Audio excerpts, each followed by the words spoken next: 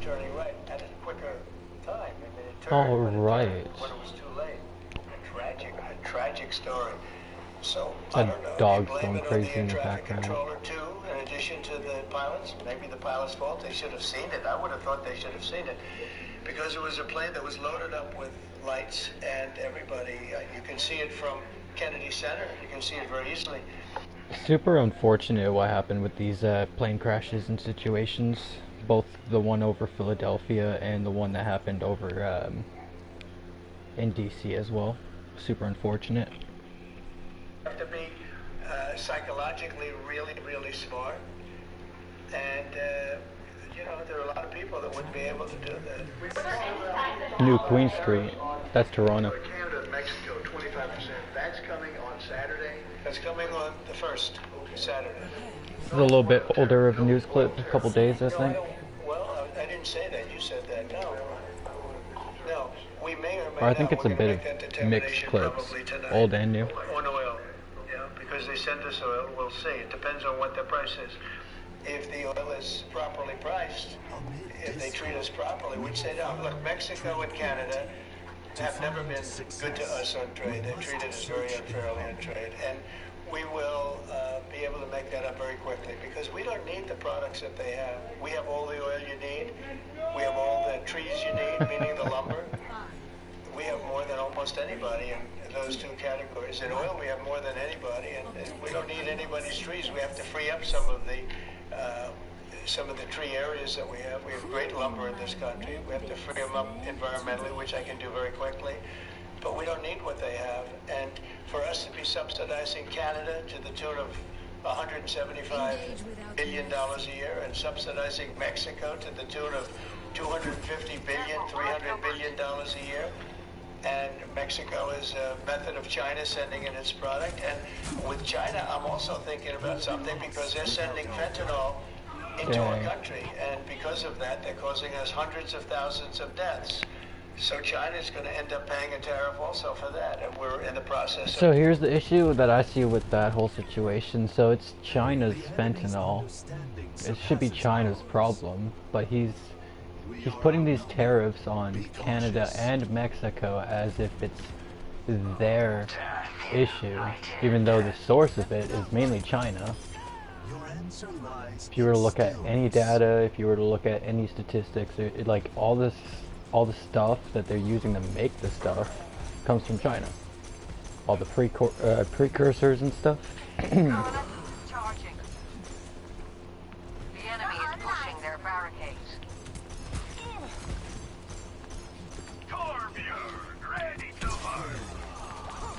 And less than 1% of the fentanyl that comes into the U.S. comes from Canada. Majority of it comes from Mexico. It is almost like all the bad stuff he was gonna do in I2. He was gonna do, he is doing it. I mean, where there's good, there's bad, and where there's bad, there's good. I like to think, you know, there's always two sides to a coin, you know? There's always two sides to a story. Even sometimes three sides to a story. You got his side, you got the other guy's side, and then you got the truth side.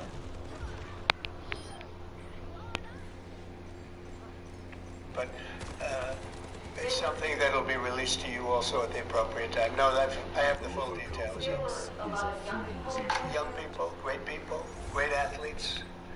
A thing with this whole plane crash situation, both of them, I feel like that's distracting the general population of what kind of impacts these tariffs on all these different places and the things that are going on, like, and how it's going to affect the general population. That's kind of being pushed aside. If you look up the list of all the places that Trump's planning or has already placed tariffs on, it's pretty extensive. I believe, like, the threats include... He blamed the plane crash on diversity. You cannot say there is a positive to that.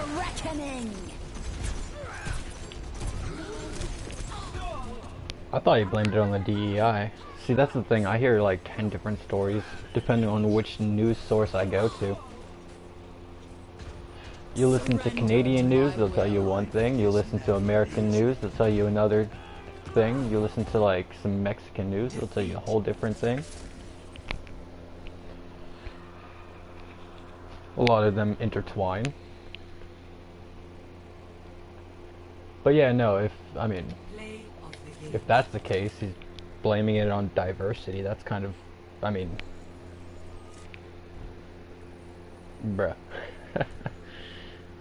Bruh.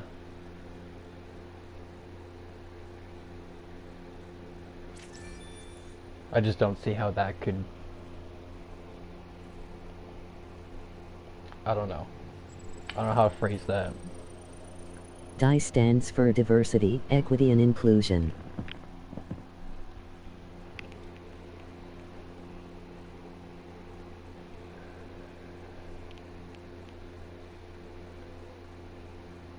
Diversity, equality, and inclusion. Diversity is good to an extent. Inclusion's good to an extent. What's the other one? Totally brain farting all of a sudden. Let me just look at what you said. Equity. Are you sure not equality? Stay patient. Laugh will let everyone get a turn. Are you sure it's not equality?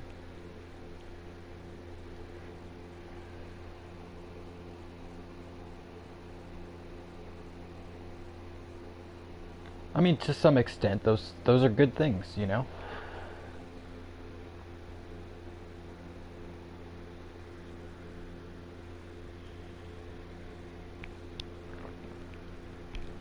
Diversity is a good thing.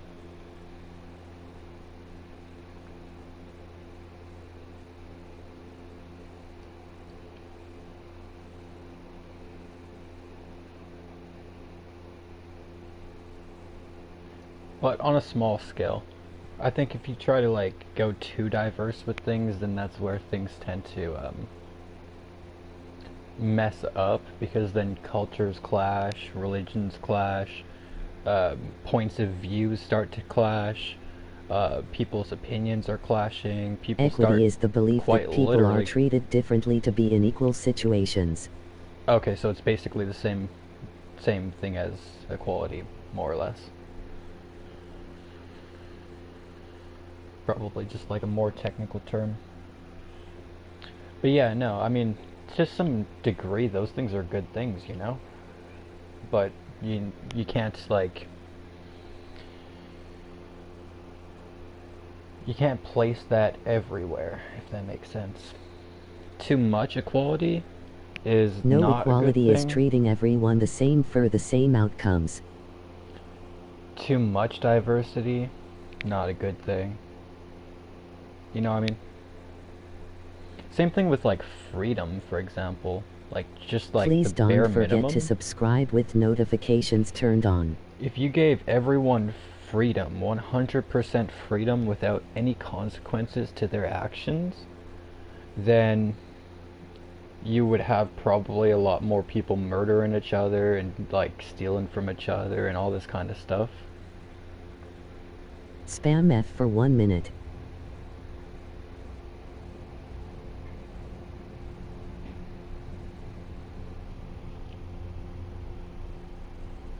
Bro, I gotta turn my Nightbot off, I think. Share the stream. Bro, I definitely have to turn this Nightbot off.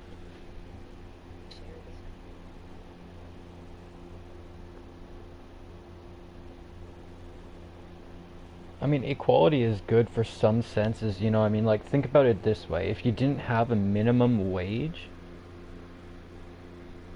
Please don't forget to subscribe, and, you know, equality is one of the main reasons that minimum wages were created, is so that you can't pay one person less than another person for the same exact thing, basically. Freedom isn't chaos. Freedom is being the same without oppression. In a freedom society there are still prisons. Yeah, that's what I'm saying. It's like you still have to have some sort of balance, because if you give everyone too much freedom, everyone's just gonna have like, um, you know, evil tendencies.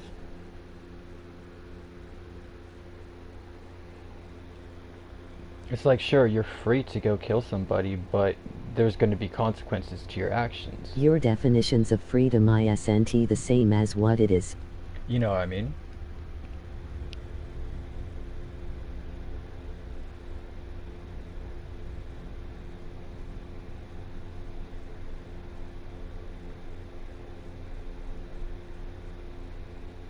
Gimme the loot by donating, emoji money back, emoji money back, emoji heavy $sign, emoji heavy $sign, emoji money back, emoji thinking face. It's like there's got to be balance to it. If you give everyone freedom without consequence, then things just gonna run wild. But if you give too much consequence and not enough freedom, then everyone's gonna feel oppressed and feel like they have no actual freedom.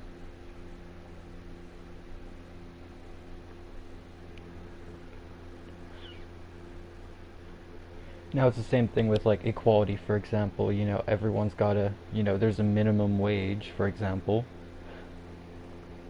because, everyone's gotta have like a baseline for being treated equal. If there was no minimum wage, then you could potentially just hire somebody to work for pennies. Balance is not pennies freedom. On the dollar, you know what I mean? Freedom is a balance. You're combing them into false interpretations.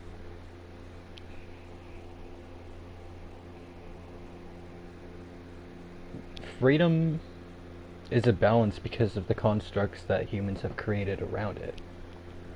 True freedom has no consequence in the ways that we've went around putting up these walls. For example, if you're a tiger and you've got beef with another tiger and you clash with that other tiger in the wild, well, you're not going to get sued by that other tiger and have to go through like a jury and like court system and this, that, and the other. You know what I mean?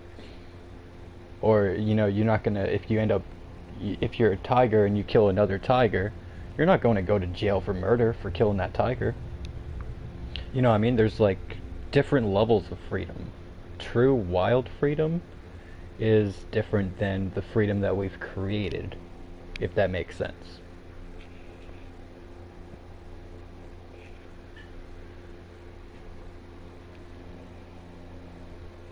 Like, when I think freedom, I'm thinking of it in its like purest, truest, original state.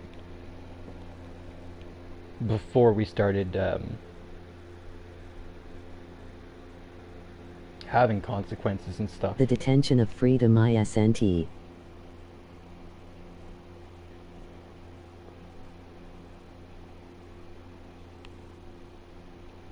What you say it is the quality or state of being free.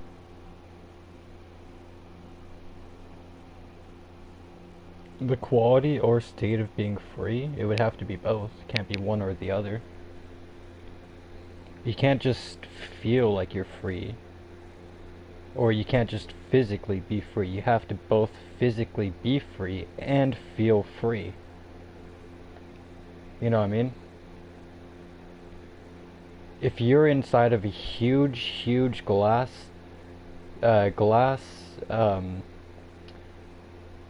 whatchamacallit, like a tank, for example, a glass tank, or terrarium or something, right? You're inside a huge terrarium, and you feel like you're free because you have the space, all the space that you need, or right? State of being free, it goes into both ways. You have all this space to enjoy, but then you end up getting to a point where you can't go any further, but you still feel free.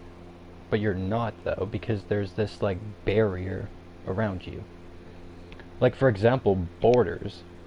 Like, we're free to cross them, but we need a passport, we need to let them know what we're doing, we have to go through customs, we have to this, that, and the other. They have to check our luggage, blah, blah, blah, blah, blah. But a bird can just fly right over that. A bird has to respect no borders. except for the ones that like the environment creates. When you take freedom into hypotheticals, you cannot interpret that into real life. I mean, freedom is what we've created, though. Now it's different than true freedom. The freedom of a bird or a bee or a bear or a moose or a duck is completely different than the freedom that you and I have to go through, if that makes sense. You know what I mean? Like, there's obviously different levels of freedom. When I think of freedom, I tend to think of it in its like raw form.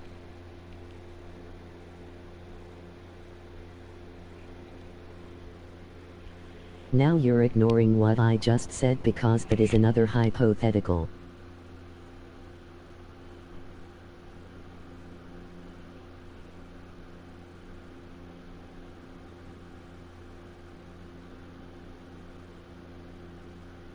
Well, it's not a hypothetical, though. What separates us from all these other creatures? Besides the confines that we've put around our own, like, ways of being. Human nature. No, I mean... Wilderness. Animal instinct.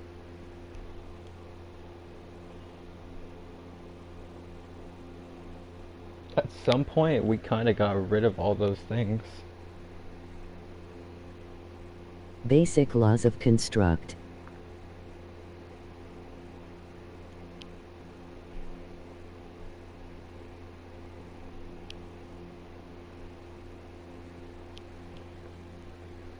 At some point, we wanted nothing to do with wilderness. At some point, we wanted nothing to do with nature. At some point, we wanted nothing to do with our animal instincts. We kind of threw all those things to the side, and that's when we created this That is false what separates a interpretation of human freedom. from wild beasts, not hypothetical scenarios.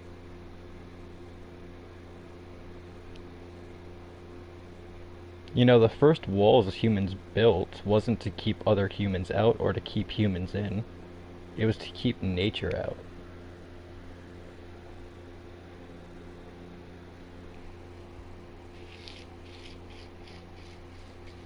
Because at one point in our human evolution, we just decided we want nothing to do with nature anymore. And that gave away, you know, our most, like, natural form of freedom.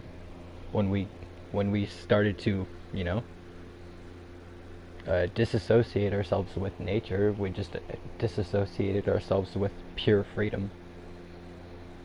And ever since then, it's been a fight over what freedom truly is, because one person's going to view it one way and another person's going to view it a whole different way. But it's ever since, like, our disassociation with, like, the pure form of, you know, freedom.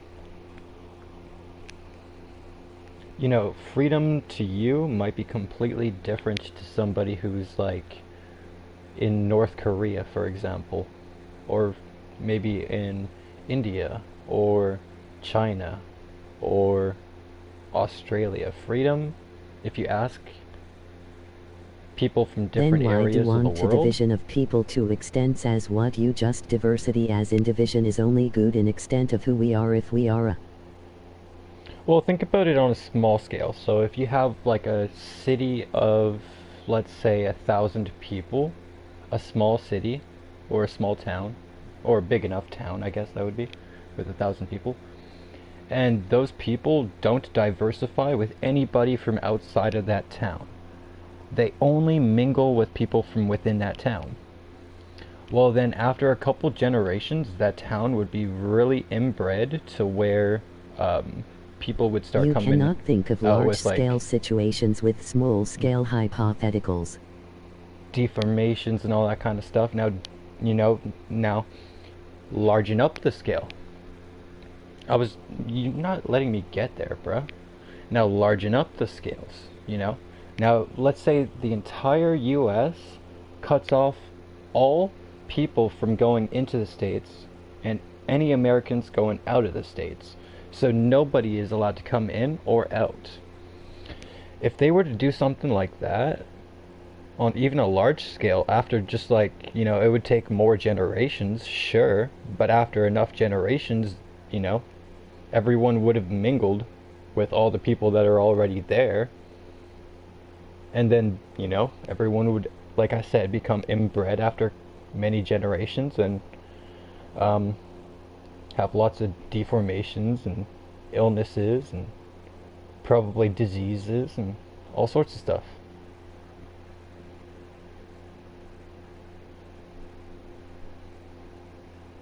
And not just that, but when you don't diversify, you don't grow immune to diversification. There's a reason that like I let you Spanish go to flu situations that completely don't like exist because ways they cannot play a role into large existing eradicate problems certain nobody areas. has solved a prob.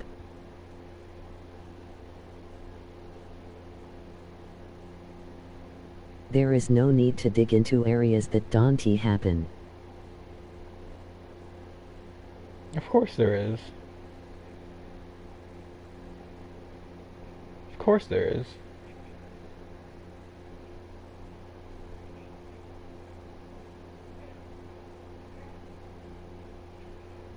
What's better? What's better? Trying to think of all the scenarios of the outcome of a situation, or turning a blind eye to it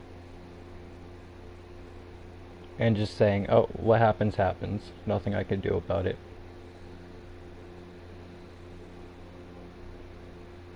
Which is better?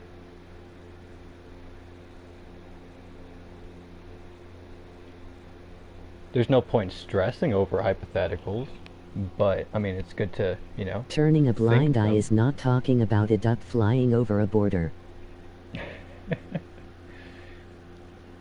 You know, not very long ago in human history, Canadians and Americans were allowed to just travel between those two borders. Not super long ago.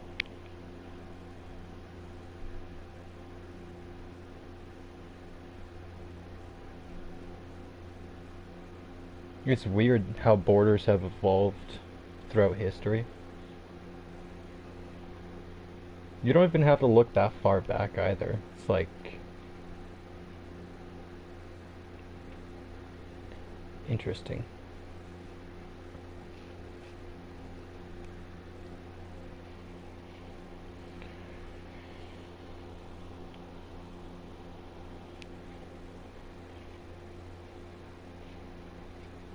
What's your views on Trump? You think he's doing good stuff?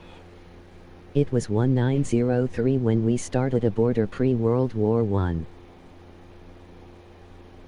Yeah, I mean, that sounds, when you say 1903, okay, that's a long time ago, but really, that's not that long ago. That's like your great-grandma. That's like your grandma's mother.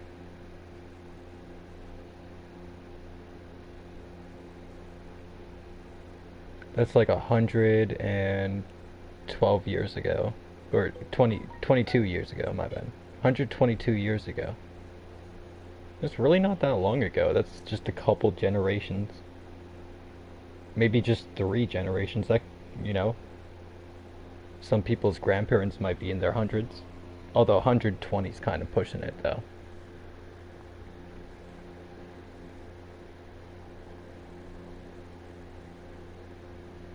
But yeah, no, look, like 4 or 5 generations back, and borders that we have today, a lot of them didn't exist in the ways that they do today.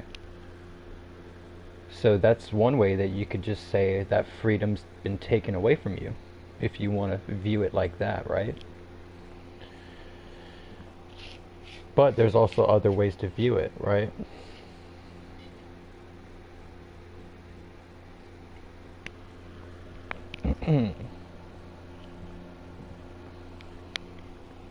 My view of Trump is the same as millions putting ICE agents to take kids out of schools and churches is a bad thing, and Trump doing actions.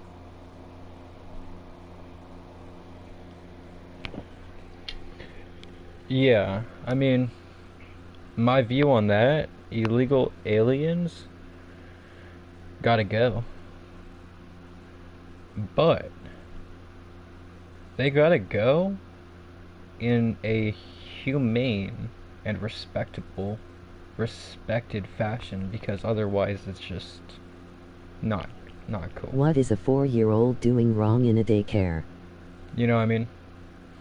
Well, it's not really necessarily that case. It's probably the case where the parents are being deported, and like, what are you gonna do with the baby in the daycare as like a government system? Are you just gonna leave it there with nobody to care for it and ship the parents away, or put the baby on the plane with the parents that are already being deported because of their illegal immigration? Yes, he included daycare as in the executive order and they made the kids leave. Yeah, I know. You gotta think about it from both sides though, right? If their parents aren't supposed to be there, then those kids have to go with the parents, no? Where do you want the kids to go if it's not with the parents? Where do you want the kids to go if it's not with their parents? Would you rather them being in the system? Because we all know how the system treats the kids, bruh. The kids that the system has to look over. You want them to go orphanages and all that, group homes. That's what they call them nowadays, group homes. Is that what you want? You'd rather these kids go to group homes, being taken care of by the system? Or would you rather them be deported with their families so then they could be with their parents, with their loved ones?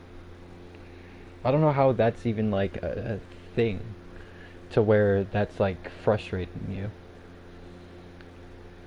As long as those, kids aren't being harmed, they're being treated respectable, and they're, there's nothing wrong with that.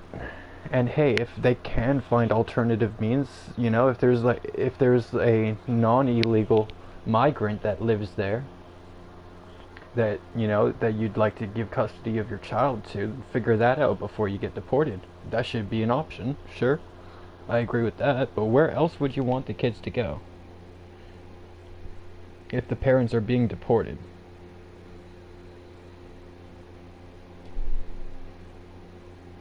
You're not answering that. I would hope they let parents have a choice in their child's future if migrants are leaving persecution from a place and are then kicked out.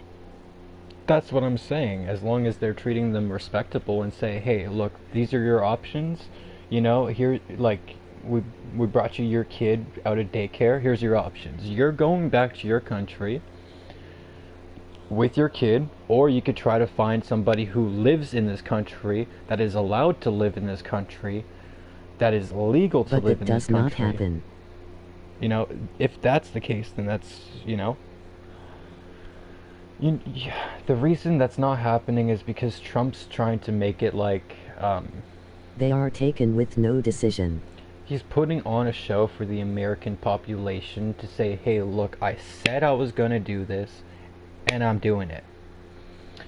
And the reason that, they're not really being given that option is because that would take too much time when he's trying to do things fast, and trying to give people time to try to find where their kids are going to go, this, then, the other.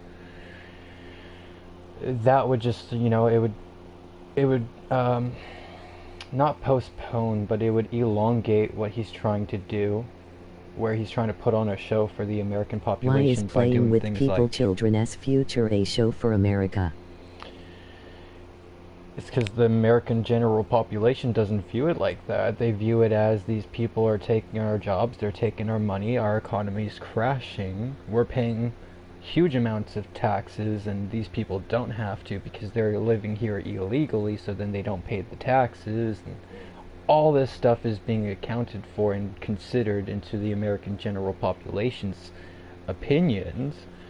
And then at the end of the day, Americans and Westerners have just been so desensitized by like things in Hollywood and things on like that we see on TV and things we hear in songs and shit like that, to where I think we're just so desensitized to where, I mean, Americans can just not feel bad about doing that because they know it needs to be done at the end of the day in the long run. You know what I mean? Like 50 years from now, if America's economy is booming from all these decisions, nobody's going to look back and say, oh, that was a bad decision. The economy hit all-time a few weeks ago and migrants raised it by a few percent.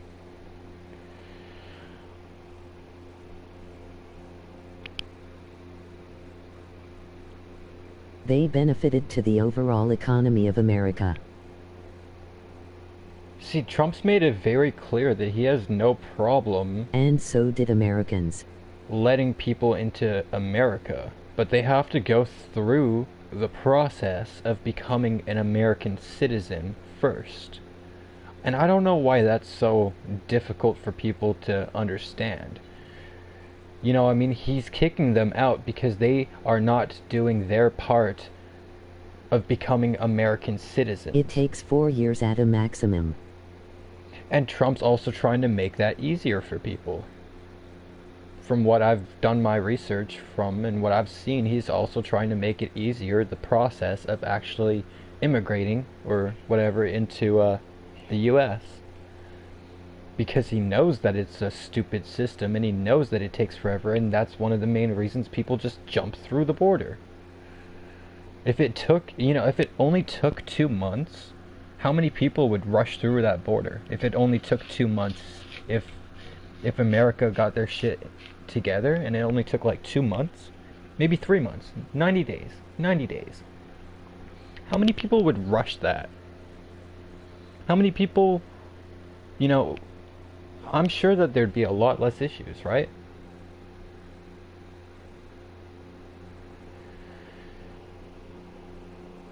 But it's so early inside of his presidency that it's one of those things where it's like, we have to see how things work out.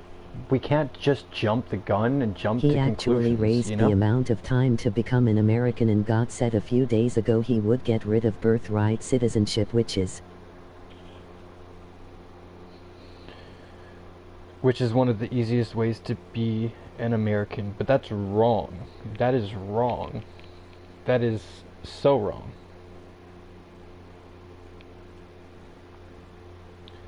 You're telling me that if I had a child in the States, that child is now just a citizen of the States?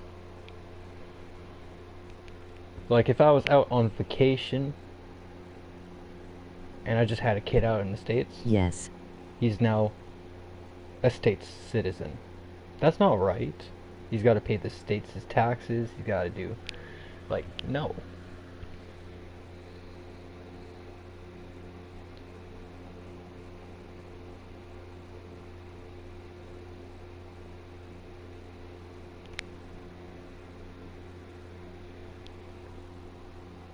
America is one of the only places on the planet that does that.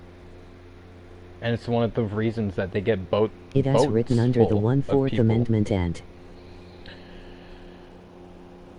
But I also can agree upon trying to change that would be a bad decision, because think about it this way. Birthright citizenship, which means if you're born in America, you are American. If he takes that away, then he could take away basically any American's citizenship. Just like that. Even if you've been there, even if your great-grandparents settled there long ago. Because, you're only American because you were born in America, basically. Unless they were to make it to where your parents have to be born, or at least one of your parents have to be born.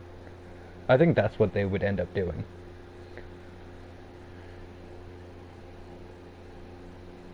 at least one of your parents would have to be born in America. That would make more sense.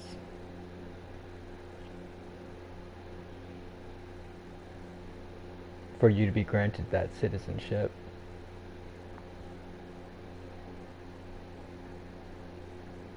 No, I don't think it would matter if they're born. You cannot say, well, hopefully he does that if he never says he wants to do that. See, how would that even work though? Because if you're not American because you're born in America, then what would make you an American citizen? Would it be your parents having citizenship and then you being born from legal citizens?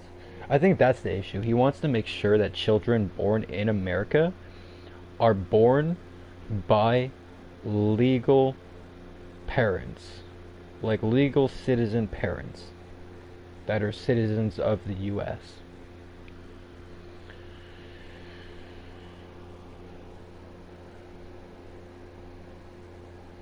I mean, America shouldn't That is already be part of the 1/4 Amendment. America shouldn't be the adoption clinic, or whatever of like the world. It has been that way for decades.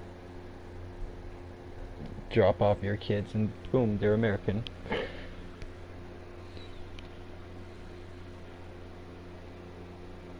I mean, I feel like he should be giving people the option to at least find relatives within the country that are legal citizens, to give the children to before just deporting everybody. I feel like besides that, at the end of the day, at least he's not separating people, he's not separating families. You know what I mean?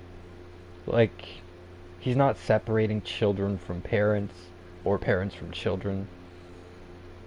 He's sending them all together. He's taking them out of the country, but he's not taking the families apart. He's not breaking the families apart. That's a very important thing, because he could have just said, I don't give two shits. He could have just done it that other, like, completely alternate route and said, I don't give two shits. And yes, he is children born in America are Americans, but the parents have to leave.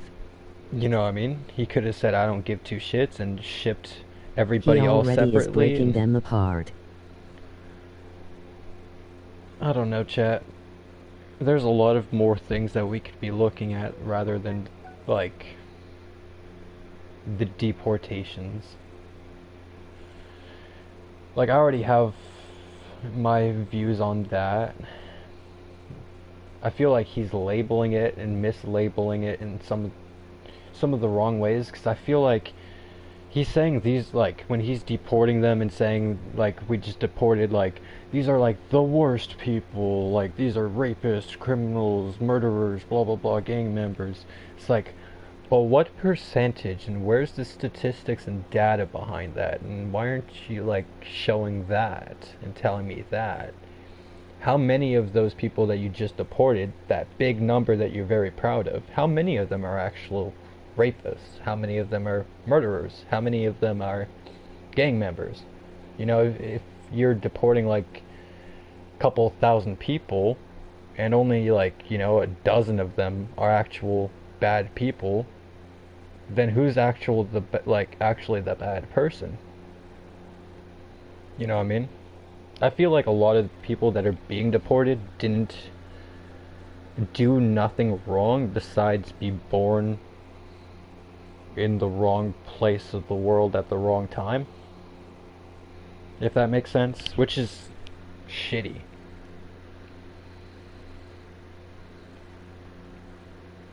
Trump deported 200 people, none of them with criminal records. Yeah, that's what I'm saying. So I feel like there's a lot of mislabeling going around. I'm not sure if that's accurate or not, because I'm not seeing any data or statistics when he's making these claims of, like, you know, his deporting and all that kind of stuff. So I don't know if that 200 number is accurate or not. I haven't seen that. I never saw. It's not like, you know, it's not like Trump's gonna They were Colombian say that. and it is written down on ICE files.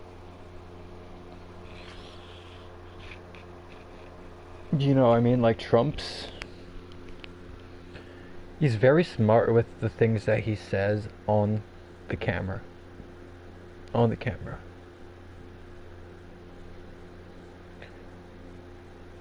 He's getting, I feel like he's purposely getting the world mad at America whilst at the same time making the world look like the enemy, whilst at the same time feeding all this like nonsense about how great he's making America and how fast he's doing things.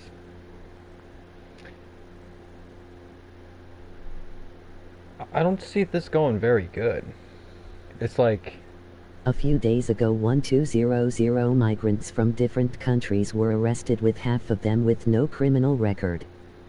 I feel like Trump's making the American population, or Trump's trying to make the American population hate certain spots geographically speaking. And it is still on all ICE files. Like what's Trump's problem with Mexico? What's Trump's problem with Canada? What's Trump's problem with China, Russia, India, EU? Like he has a lot of problems with a lot of different things. Colombia, Argentina. Wait, no, not Argentina. Colombia. What's the other one? Panama. Greenland. Denmark. Man, the list just keeps going. I need a coffee. I'll be right back. I'll bring my tablet so I can keep typing.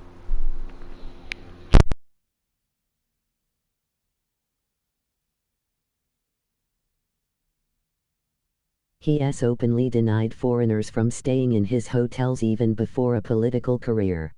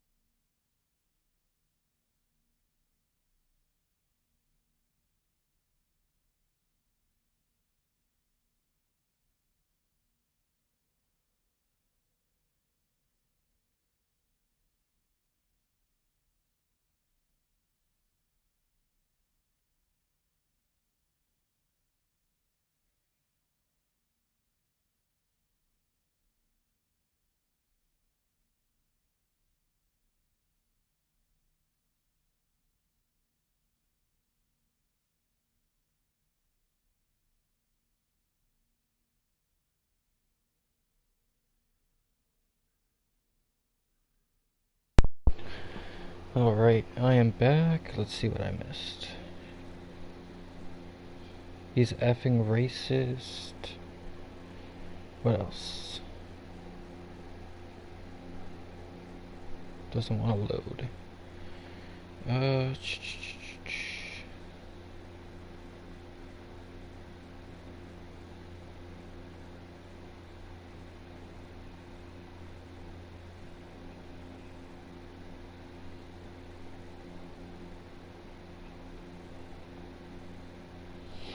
You know, I feel like there's a lot of freaking, and this is just my personal opinions, I don't know data, I don't know stats, I don't know facts or anything like that. All I know is my personal opinion and my own personal truths. And to say openly denying black people from staying in your business is the direct opposite of inclusion. It is racism. I feel like this world currently in 2025 is going to end up going through a lot of changes, not for the better, but for the worse. 2025 is going to be very eventful, in my opinion. This is just like from what I've been seeing, and I don't think it's going to be for the better. And we gotta remember, we got 4 years left with this Donald Trump guy. It's quite the amount of time.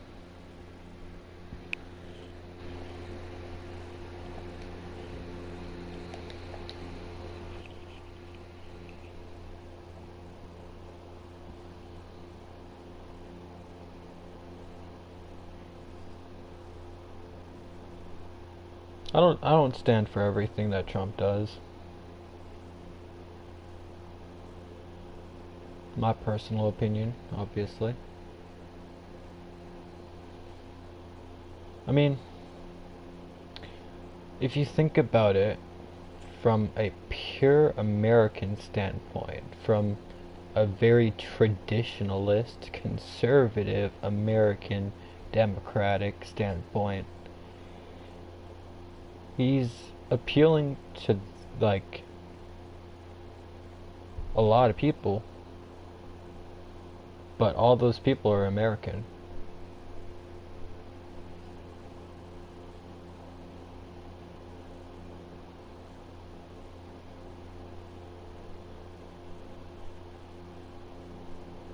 If that makes sense.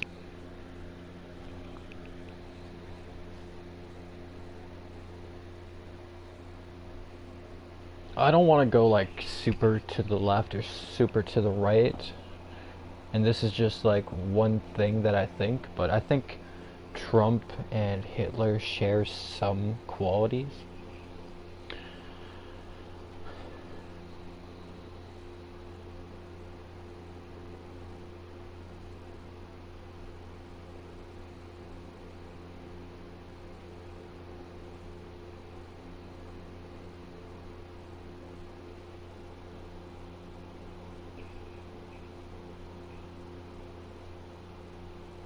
Now, just because I say I think something doesn't mean I believe it down, like, in my heart. You know what I mean? Just because I say I think something doesn't mean I believe it in my gut. Just, you know, something I think.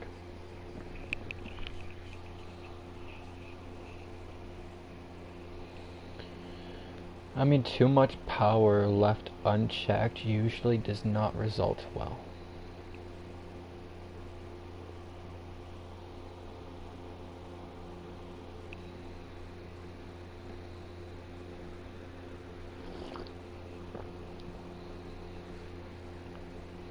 Most of the known world's wealth belongs to America and Americans.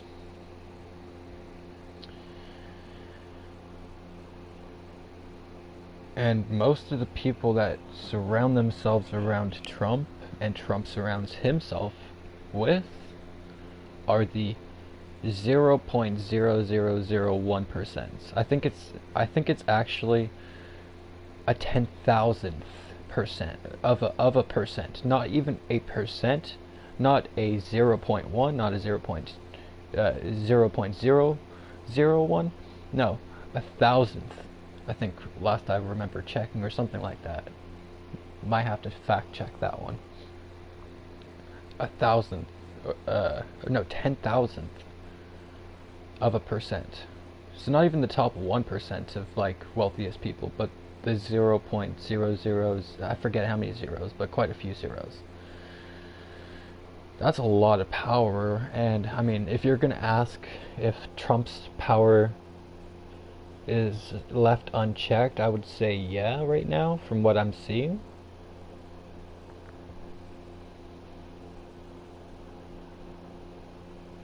Germany was still originally democracy before Hitler's rule. 0.0001. Yeah, that looks about right from what I remember the number looking like. Whenever I try saying that number though, I end up saying the point either late or early, and then it messes me up. Like I'll say 00 points, like, and then I'll mess myself up. I think I might have said that once, maybe.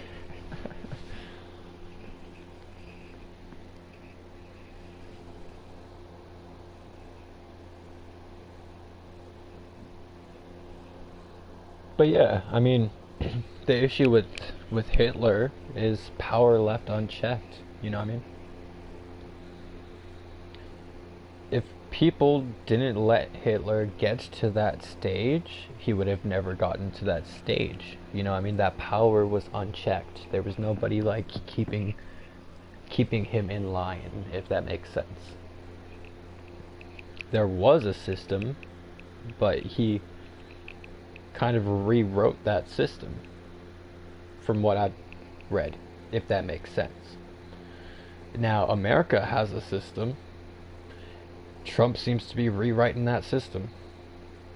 Hitler had a lot of unchecked power for him to get to where he was. Trump has a lot of unchecked power. Now let's just pray. We all have to pray. We just all have to pray.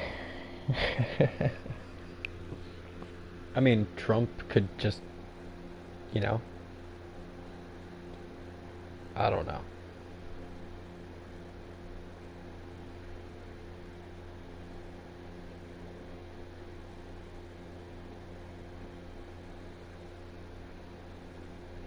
Everyone can see it except for the general American population, because they're the ones being brainwashed by him.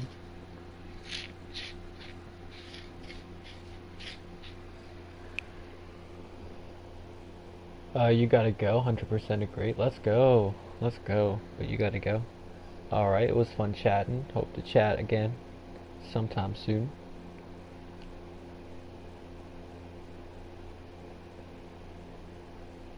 I need more people to talk politics with. This stream's gonna get boring without you here.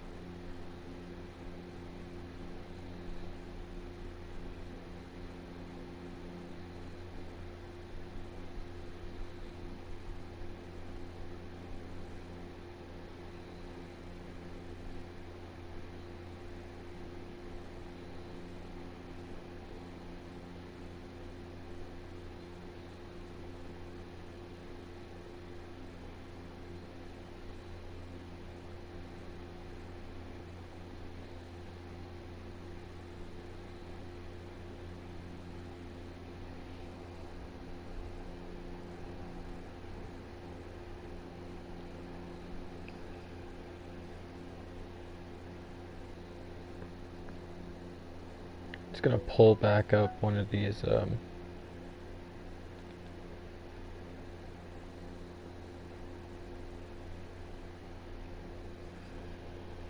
news videos and grab a news clip to review. I think that's what I'm just gonna start doing on YouTube. Just review the news, talk about politics, review the news, talk with the people.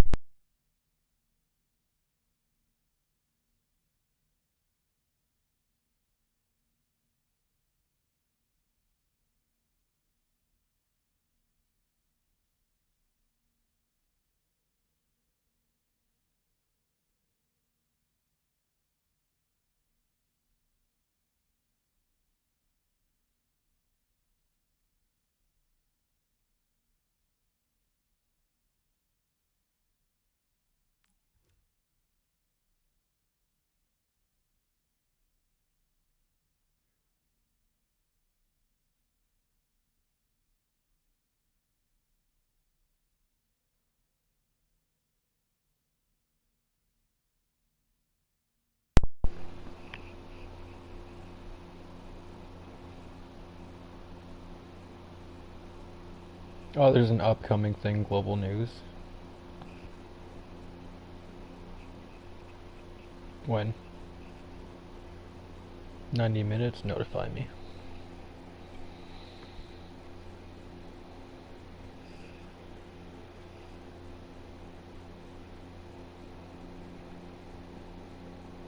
As we were telling you, we do have confirmation at this hour that the president has signed the tariff orders, and we are getting some more details about what's in them.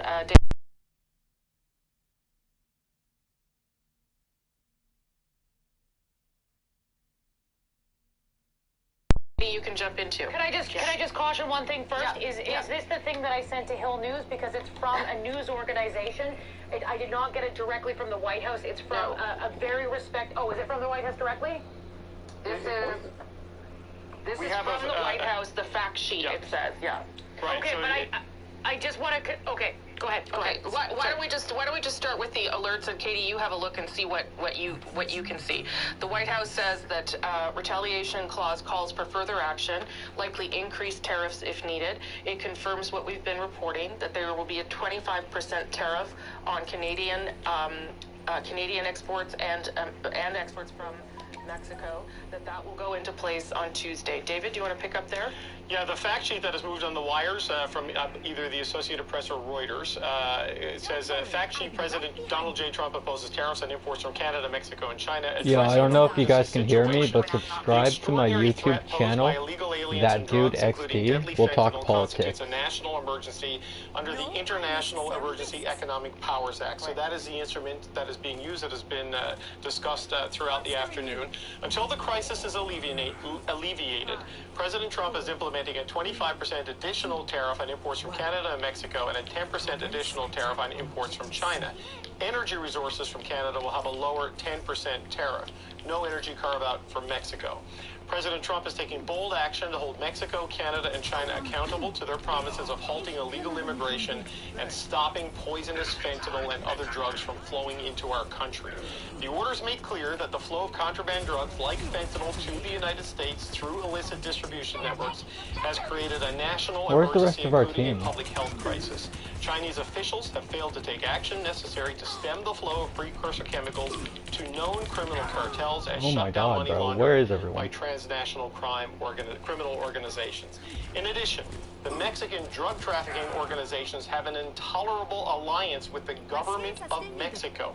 The government of Mexico has afforded safe havens for the cartels to engage in the manufacturing and transportation of dangerous narcotics, which collectively have led to the overdose deaths of hundreds of thousands of American victims.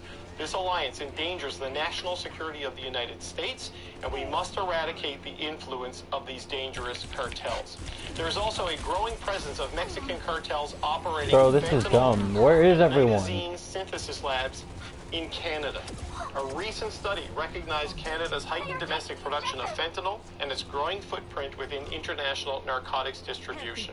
Okay, I'm going to stop you there, I think, David, just because it is a long fact sheet, and I think that gives us a couple of points to jump off on in terms of what he is using and what he is pointing to. So he is, as we suggested, using this 1977 Economic Emergency Powers Act that allows you to point to a national emergency to impose tariffs immediately.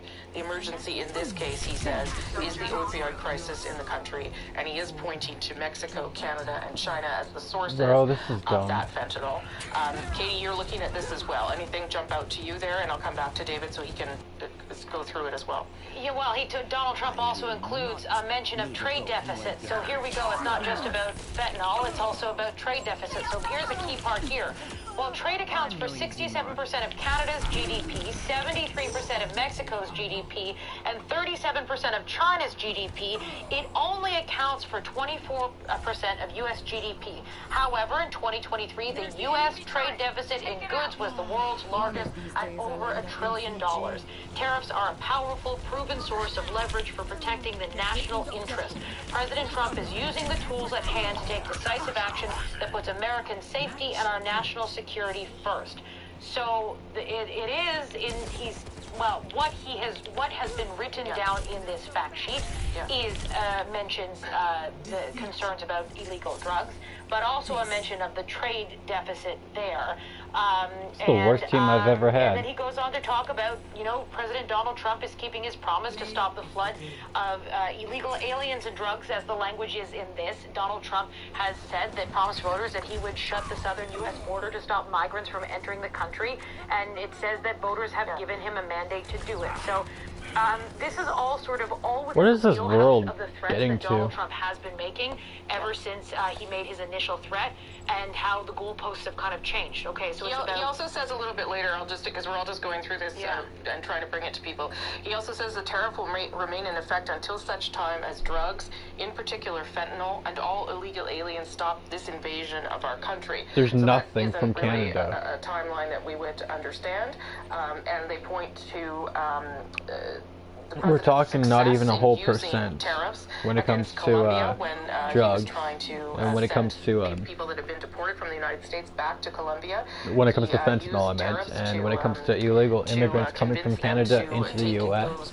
David, you're reading is little to none compared to there is an alert here we're talking millions plus a retaliation clause calls for further action in total, and then just like so this is what couple we were thousand saying the from warning Canada. is that if there is a retaliation from Canada or Mexico back to the United States on this, that there would be further retaliation and an increase in the tariffs. These two economies are going to go to a freaking economic war. And consensus that is being made now in the meeting of the first ministers that has It's a global economic war at the moment. Our newsroom has added to some of the reporting we had earlier that they're now looking at a full $150 billion retaliatory package right out of the gates on day one.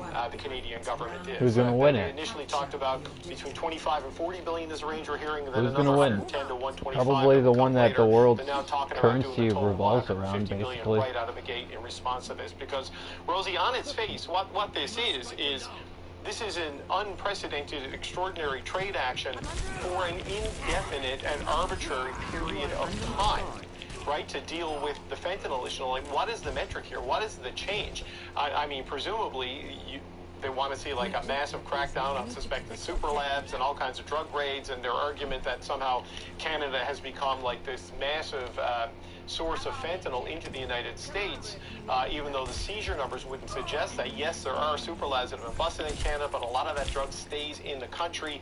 So what is the data and the metric behind this? That is going to be a very difficult thing to figure out, and how do you satisfy this demand? How do you comply with this demand in this moment when the stakes are so high and things are so expensive? So the retaliation clause is there.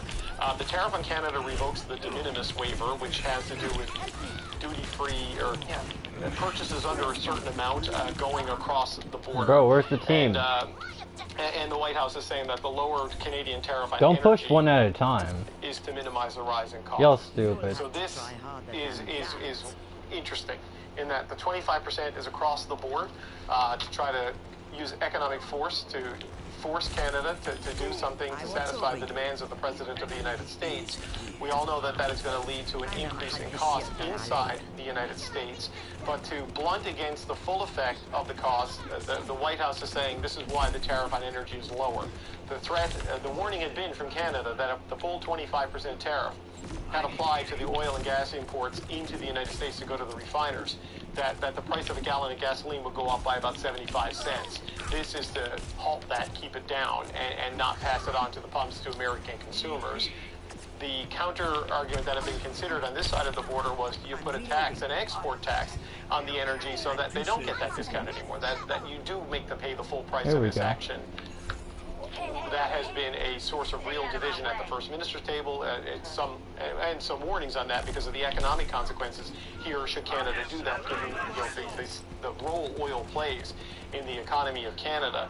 And now with the retaliation clause on top of all of that, what the Prime Minister says when he finally emerges to respond to this, Rosie, is going to be very fascinating, because what a tightrope the government of Canada has to walk with a president like this, taking actions like the one we're now seeing.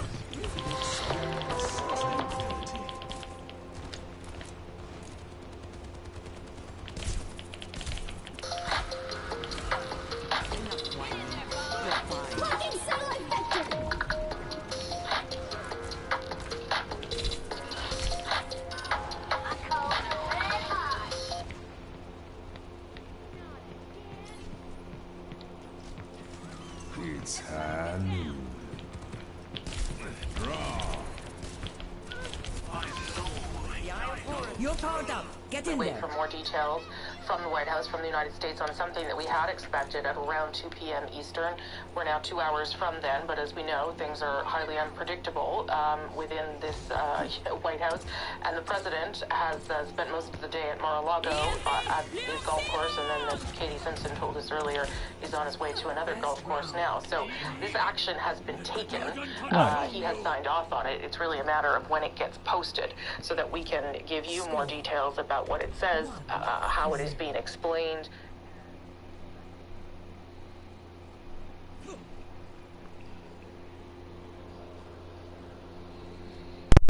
From what I can tell, you and I are simpatico on how we like things run.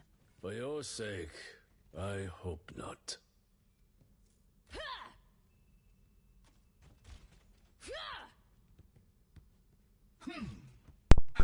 Thanks for being here, Mayor Caniff. 25% I'm not the only one tariffs saying it's economic coming war. Tuesday. The news How worrying stations is are this for actually you? saying it. This is a significant worry for Chatham-Kent, for the country.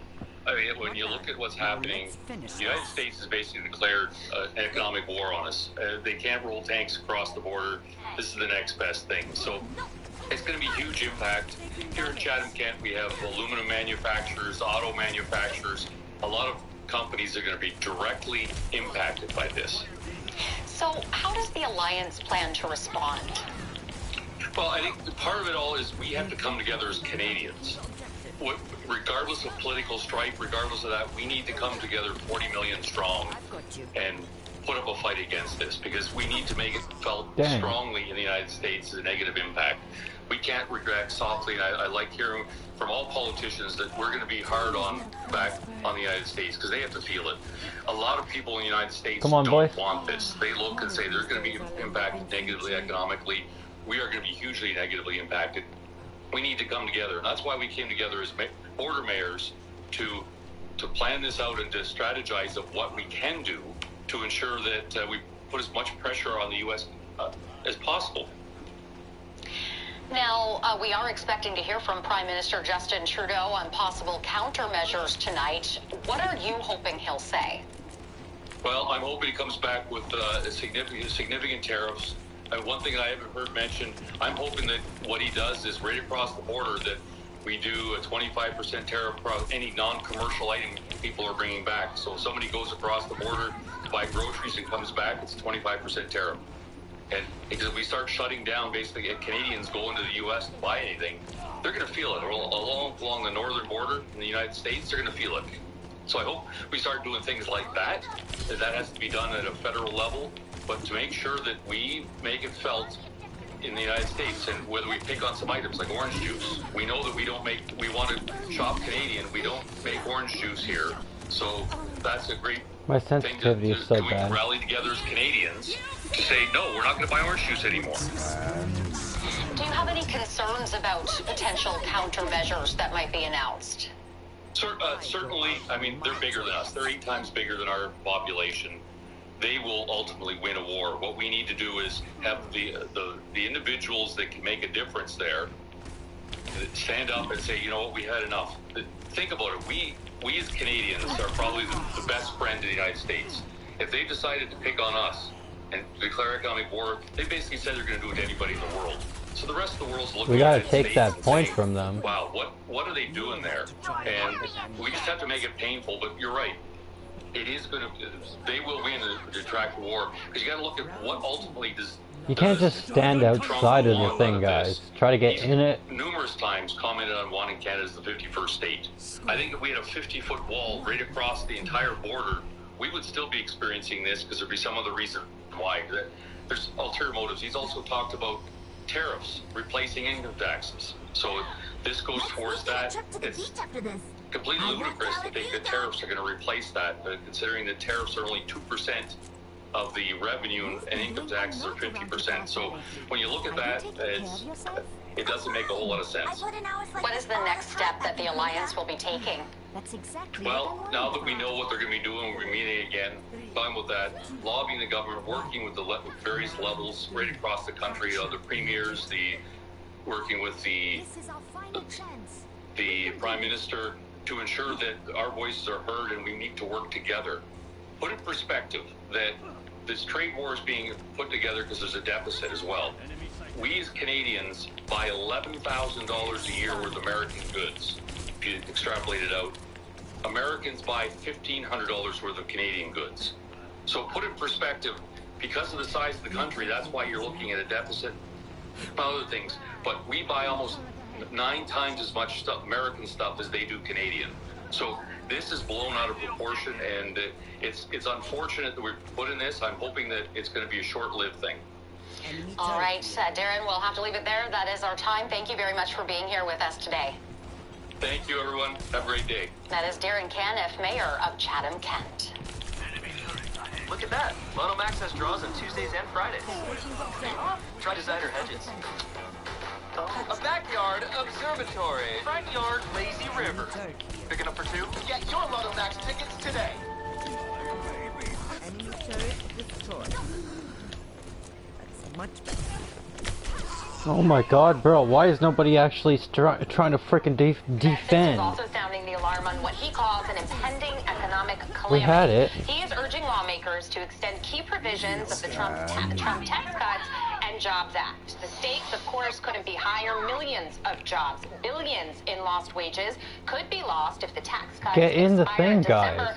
And Republicans are mobilizing. Speaking at the GOP retreat in Florida, President Trump doubled down on his message, cut taxes for the American people. He even floated the idea of abolishing the federal income tax altogether. You know, the United States in 1870 to 1913, all tariffs, and that was the richest period in the history of the United States. The income tax came in 1913. As I said in my speech last week, Oh my instead of taxing our goodness. citizens to enrich foreign nations, we should be Good game, tariffing and we taxing lose, foreign right? nations to enrich our citizens. The president says that he plans to impose tariffs on a list of imports: steel, aluminum, copper, computer chips, semiconductors, pharmaceuticals, all to boost domestic production. This is a very aggressive economic agenda, but it's also really exciting also. Let's just keep with the tariffs for a moment, since that's where we ended. This is a strategy, Brian, that he tried previously. They weren't able to see it through in the last administration. It's one that takes time. He's going back to do it again. Well, he's loves tariffs. Tariffs, I think, is his favorite word in the dictionary, he said. Not surprising that he's talking about doing a universal tariff, but I love Kevin Hassett. I think he's my favorite economic guy in the administration, the happy warrior. And he makes such a good point. He says, when these guys talk about tariffs, they ignore all the other policies that we want to do, just like they did in the first Trump term. And if you think back to that term, we got some tariffs, but we got all sorts of supply-side, pro-growth policies, and that's exactly what the president is talking about now. I mean, folks, he just said, let's eliminate the income tax. Now, I don't know if that's going to get done, but the fact that he's even talking that way tells me this is a guy who does not want to punish work, and that's the biggest thing. Dagan, what about the federal freeze? That's also huge news today, and Schumer pushing back. It is big news, and Stay in the thing and defend. to the grain issue, but to stay on the tariff thing, Kenny. So let's connect all the big players in this and what they're saying. Kevin Hassett on Kudlow yesterday said tariffs are not just a weapon, but part of a supply side strategy as part of a tax bill. And Larry Kudlow himself has talked about, let's think about a 10% across the board tariff. We have $5 trillion in imports. And so you're talking about $500 billion to finance tax cuts here. So you are taxing foreign firms, your foreign manufacturers, and then giving individuals, and corporations here a tax cut potentially. And then there's the Financial Times article about Scott Bessent saying something that Scott Bessent is pushing for new universal tariffs on U.S. imports starting at 2.5%. This is taking shape. The biggest problem is the Republicans in the House, they control the purse strings. They will be writing this tax reform bill, and there are 48 of them who didn't show up at Doral. What in the hell is wrong with y'all? Well, speaking of taxes, the agenda is very aggressive. He's already talking about bringing the corporate tax rate down, Taylor, not taxing Social Security, overtime, and tips. He wants to extend the 2017 tax cuts, but the CBO says if you do that, it's going to add $4 trillion over a decade to the deficit. So that's a problem. He says it might be offset by the tariff.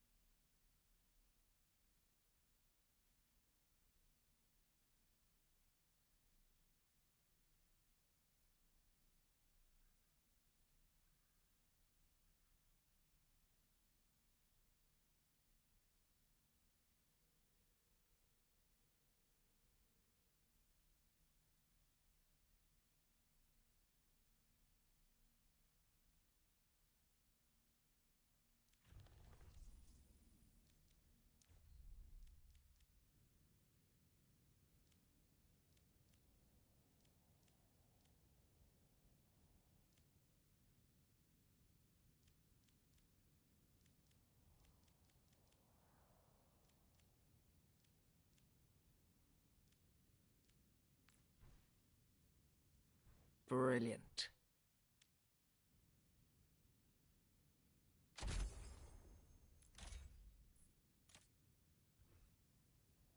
Brilliant. Nolig honna dit.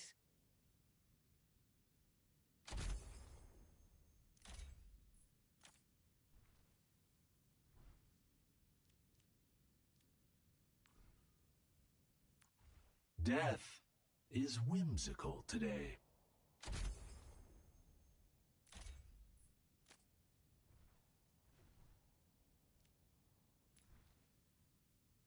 You need to learn to relax.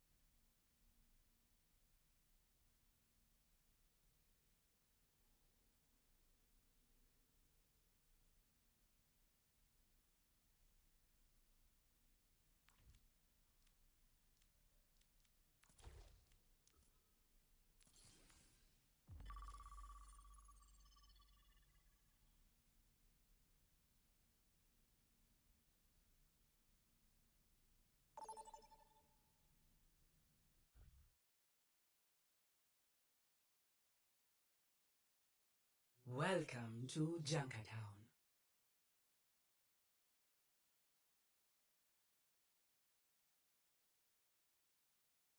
Prepare to attack. Select your hero.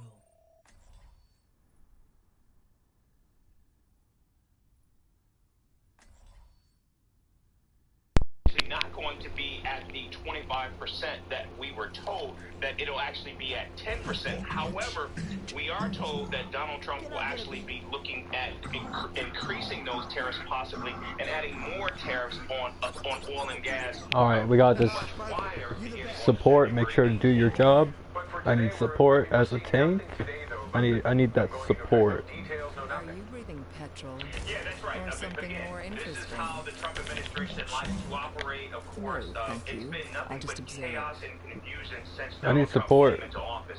We know that there's been a flurry of executive orders from this administration.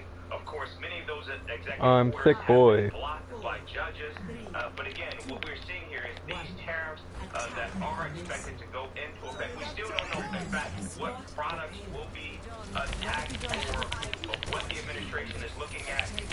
And again, there is no guidance, and it seems as though this is something that is coming directly from Donald Trump, and he's making it up as he goes along, very much like what we saw with the DEI comment that came from the president from the White House podium just a few days ago.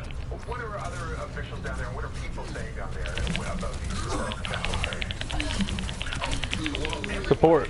Quite frankly, very, very afraid. Already we're seeing in the United States of rising prices on food. Eggs are up. The price of beef is way up.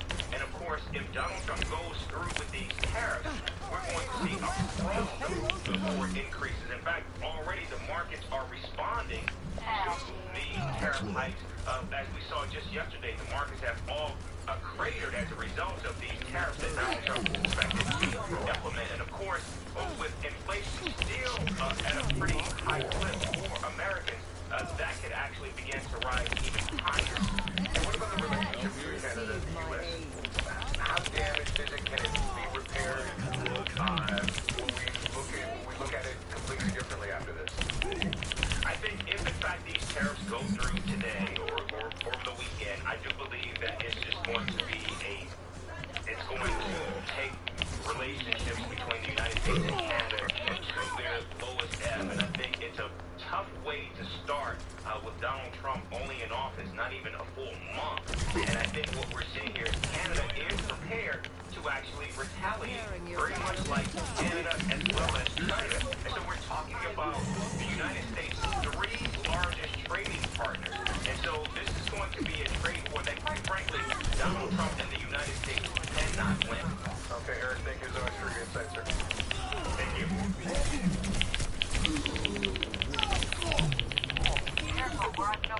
Their tank is so weak. Nice, nice. Removing it a little bit. Well,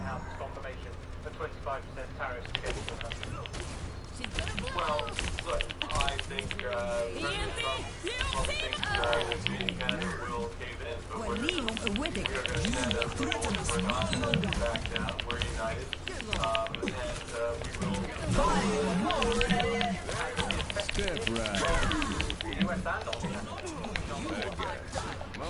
Bro, this guy is so annoying. The steps that the president is taking against Canada, contemplating against Mexico, China, others, and threatening the world are going to rebound negatively in the United States. They're going to hit growth. They're going to raise interest rates. They're going to damage U.S. reputation around the world. Let's be absolutely clear. This is the second time in less than 10 years that the United States has, in effect, ripped up a trade agreement with its closest trading partner that is negotiated. We need to take out that. And there's no doubt from your perspective that Mexico-Canada agreement, what used to be NAFTA, has been ripped up. Well, it's U.S. violating it. From the perspective of Canada. The justification, purported justification for the cross-border movement of fentanyl and legal immigration. Just to compare, you will have heard this before, but it bears repeating, that in both cases, if you compare Canada relative to Mexico, the proportions are less than 1% of the human rights. By the way, they're all driven cross-border by America. Oh my god, bro, this character kind of sucks. And it's similar numbers, less than 1% in terms of legal immigrants. There is no national security justification for this. The purported justification, justice in the United States is flowing through the court, but this is a violation of the trade agreement. It's pretty clear that the U.S. government has a bit of a fixation on Canada and on trade deficit that is run. He thinks that America is being ripped up, or that's not the reason he gives it.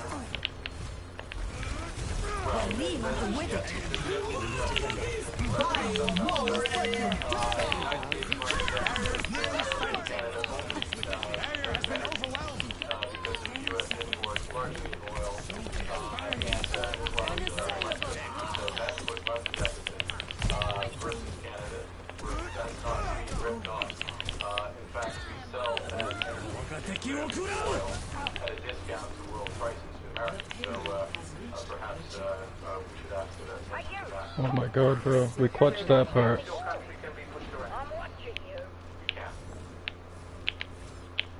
And you talked about retaliation. You want to be Prime Minister in a week. What does that look like? Well, the first thing is we have a lot of cards. Close to our chest. We started to explain a few the decisions. Actuating the barrier. Government. I've been in close contact with our main negotiators, our foreign affairs minister, our finance minister, who's been in Washington, public safety minister, and also been down. We will take steps. I think it's reasonable to expect to meet in terms of dollar for dollar U.S. tariffs. Target those goods and services that will most affect the United States.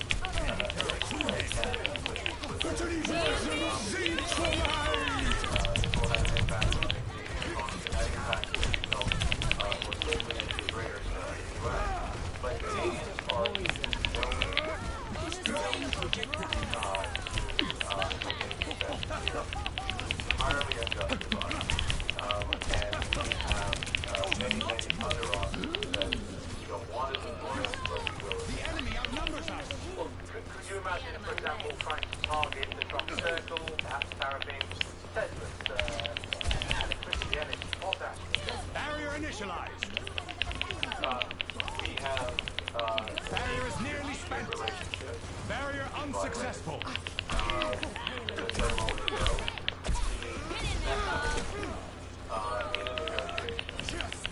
Target our measures where they have the greatest impact.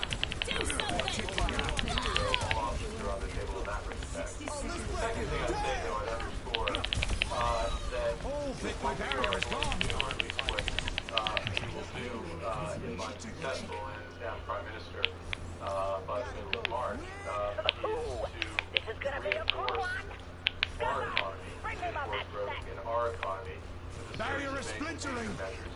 I remind, we're a AAA country. We have a lot of resources, fiscal resources in the country. We have tremendous resources, full stop. And we actually have a lot more in common with a lot of other major economies around the world. The barrier appears. What do you want the rest of the world to the UK to do in the face of what we call bullying along? Well, not what I call barrier is nearly spent.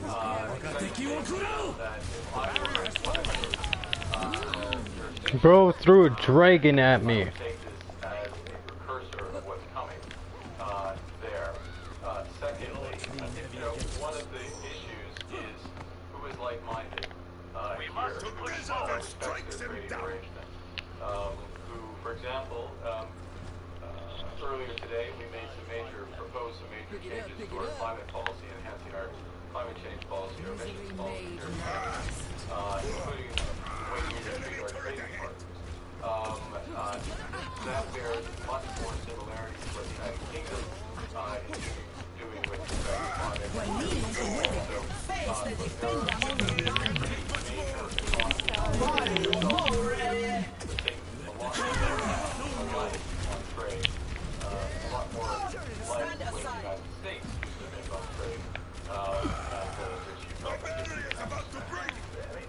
A little bit more candid.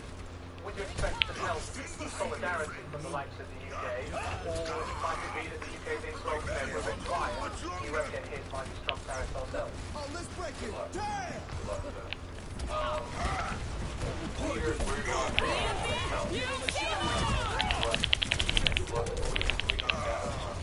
Dang. What I would point out is that the system needs change in real time. We made it so far. And that means that major like-minded economies with the same values. And I do think Canada shares many values with the United Kingdom and the European Union, a number of countries in Asia, and in fact, it's in effect, G7 with the exception of the state and that creates all we can win with overtime. It's not too late.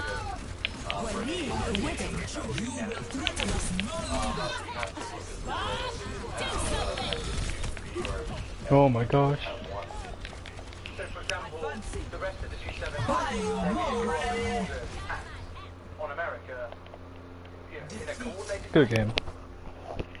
Look, conscious that Canada is the president of the G7 this year, conscious of the fact that I might be Prime Minister in the not-too-distant future, I'm not going to make declarations on behalf of the G7. I'll observe the vote that the United Kingdom, the European Union, Canada with the current government, Canada under my government, is making major efforts with respect to reducing emissions, building the competitiveness of our companies, creating the jobs of the future in a clean economy, and it only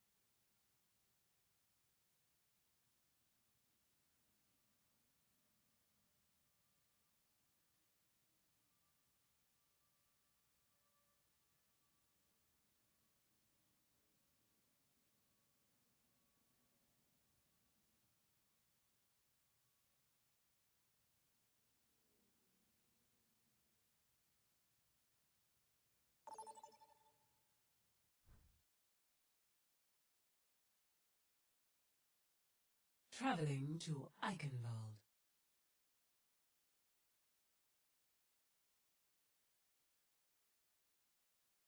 Prepare to attack. Select your hero.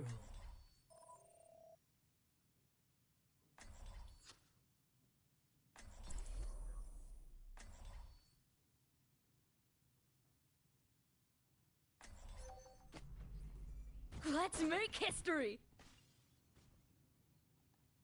Prosperity between our countries, and you feel it personally in different ways in border towns. You feel it financially. Many jobs are tied to the U.S. Economic prosperity is tied to the U.S. But many of us, you know, have spouses that are American, have family in the States, have neighbors that are American. So it's just a different sadness. You know, whenever there's pain between the U.S. and Canada, our communities feel it in a different way. And of course, with that intertwined with the communities on the American side, if you talk to them, they must be worried as well. You know, that's part of the role of the Border Mayors Alliance, to reaching across the border and making those relationships or connecting with those other mayors and those other you know, stakeholders on the other side of the border to kind of say, listen, it hurts everybody on all sides. This isn't a punishment on Canada as much as that's the way it's being pitched. You know, the U.S. consumer will also feel this. So, you know, there has been some success with some of the mayors that have good relationships across the border and trying to set up those conversations and convey, you know, those concerns. On Peely's particular standpoint, you know, I've reached out to the Commissioner of Sandusky, which would be our border community, and have had no response. And I can imagine it would be extremely challenging in the United States to speak up against a Trump initiative. Okay. Mayor, thank you very much for joining us today. We wish you the best of luck with this. Thank you. Kathy Miller is the mayor of the township of Peely.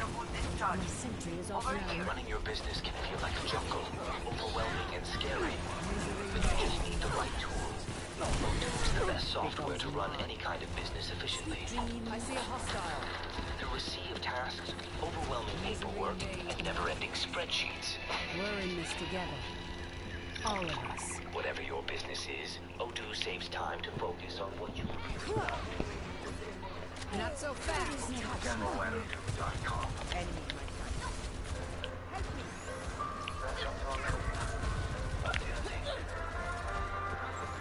Kill the Mongol.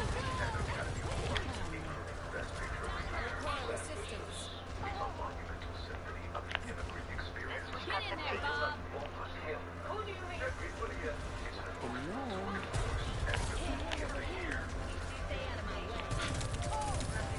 Railgun powered and ready to fire.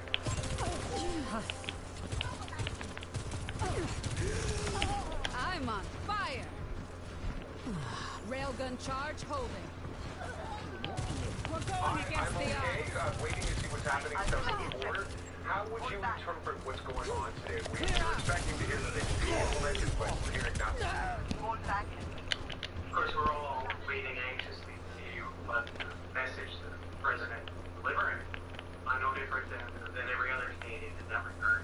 We have very little Reach everyone on me. Nerf this! Activate my self-destruct sequence! As I understand it, there's been a chill in some people having cattle, so I think we're just gonna have to wait. Efficient design at work. Regardless of the outcome and regardless of the president's decision, one thing is certain: we need to be ready. We also need to ensure that we're in the response. The hell, man. But also the message that I'm going to deliver. Minister. The federal government needs to be the moment families across the country that will be impacted by this. This is a historical moment, an existential moment for Canadians, and it rightfully deserves the federal government to stand up. What the fuck? What would you like to see as, what would you feel the government has met in this moment? What do they need to do, the federal government? Well, you know, dealing in hypotheticals, certainly, but if there is the impact of yield or good aid with respect to 25% across the board, the federal government has to be there to support as we try to diversify our market, as we try to look to other buyers around the world for our products, because it will have a devastating impact in Southern Ontario and here in Labrador, And it's not just about standing up and increasing unemployment insurance, it's about being there for everybody who touches local communities, everybody who's involved in the industry, not just the harvesters or the plant workers, for example, it's the truckers, the people who buy ice in the supply chain, all of those rural communities. And that example is probably unique to us with Brad and Newfoundland and Labrador, fisheries in Newfoundland and Labrador. That's the same for bottle workers in Ontario, it's the same for farmers in Saskatchewan. It's across the board, and that's why it's incumbent upon the federal government to stand up and support workers across Canada. As a provincial government, we have limited levers available to us in terms of monetary policies or fiscal capacity within our own treasury to meet that. The country exists as a federation for moments like this. I think they've heard the voice of freedom. I think they will be there to support workers. This is a moment that we cannot be quiet. We need united. Having the government support workers and families across. Defeat.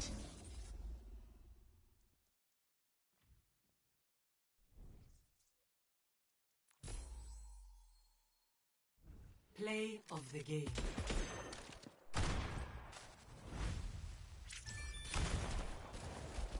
Nano boost administered. Smoke him out of there.